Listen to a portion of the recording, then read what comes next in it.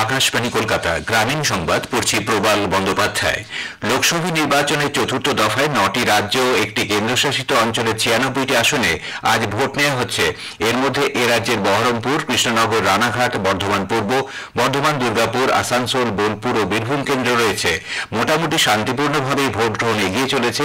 কোনো জায়গা থেকে অপ্রীতিকর ঘটনার খবর নেই।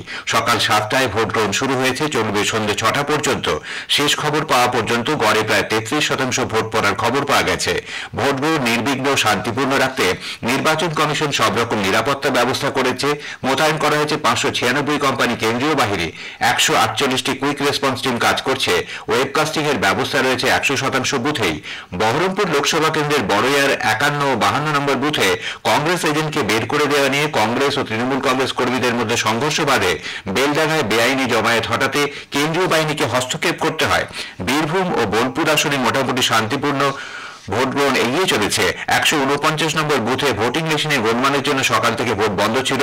খবর পেয়ে বীরভূম কেন্দ্রের কংগ্রেস প্রার্থী মিল্টন রশিদ সেখানে গেলে তৃণমূল কংগ্রেস কর্মী সমর্থকরা তাকে বাধা দেয়। তিনি ভোটারদের প্রভাবিত করছিলেন বলে তৃণমূল কংগ্রেসের অভিযোগ। শ্রী রশিদ অবশ্য এই অভিযোগ অস্বীকার করেছেন। বর্ধমান দুর্গাপুর লোকসভা কেন্দ্রে বিজেপি এজেন্টকে মারধরের অভিযোগ উঠেছে তৃণমূল কংগ্রেসের বিরুদ্ধে। কুসুম গ্রামের বিভিন্ন এলাকায় তৃণমূল কংগ্রেস কর্মীরা পুলিশের সহযোগিতায় ভয় দেখাচ্ছে বলে অভিযোগ উঠেছে। মেমারির 136 নম্বর বুথের 100 মিটারের মধ্যে তৃণমূল কংগ্রেসের ক্যাম্প বসানো হয়েছিল, পরে পুলিশ তাদের সরিয়ে দেয়। নদিয়ার কৃষ্ণনগরে ঘূর্ণিতে 2 বিজেপি কর্মীকে মারধরের অভিযোগ উঠেছে শাসক দলের কর্মীদের বিরুদ্ধে। কৃষ্ণনগর লোকসভা কেন্দ্রের বিজেপি প্রার্থী অমৃতা রায় অভিযোগ করেছেন, এই ঘটনায় পুলিশ বিজেপি কর্মীদেরই গ্রেপ্তার করেছে। আজ যে 8টি আসনে ভোট নেওয়া হচ্ছে তাতে উল্লেখযোগ্য প্রার্থীদের মধ্যে রয়েছেন প্রদেশ কংগ্রেস সভাপতি অধীর রঞ্জন চৌধুরী, বিজেপি নেতা দিলীপ ঘোষ, তৃণমূল কংগ্রেসের মহুয়া মৈত্র, শতাব্দী রায়, শত্রুঘ্ন সিনহা, প্রাক্তন ক্রিকেটার কীর্তি আজাদ ও ইউসুফ পাঠান। চতুর্থ দফার ভোটের দিনেই আজ তৃণমূল কংগ্রেস নেত্রী মুখ্যমন্ত্রী মমতা ব্যানার্জি রাজ্যের 2টি লোকসভা এলাকায় প্রচার সভা করবেন। ব্যারাকপুর লোকসভা এলাকায় নোয়াপাড়া বিধানসভায় দলীয় প্রার্থীর সমর্থনে প্রথম সভাটি হবে। এরপর নদিয়া জেলার গয়েশপুরে বনগাঁ লোকসভা তৃণমূল প্রার্থীর হয়ে তৃণমূল কংগ্রেস নেত্রী আরেকটি সভা করবেন। এদিকে বিজেপির তারকা প্রচারক মিঠুন চক্রবর্তী আজ আরামবাগে রোড শো এবং সভা করবেন। দলের রাজ্য সভাপতি সুকান্ত মজুমদার বিষ্ণুপুরে জনসভা করবেন। আগের 3 দফার মতো আজ চতুর্থ দফাতেও আকাশবাণী কলকাতার কয়েকটি সংবাদের সময়সীমা বাড়ছে।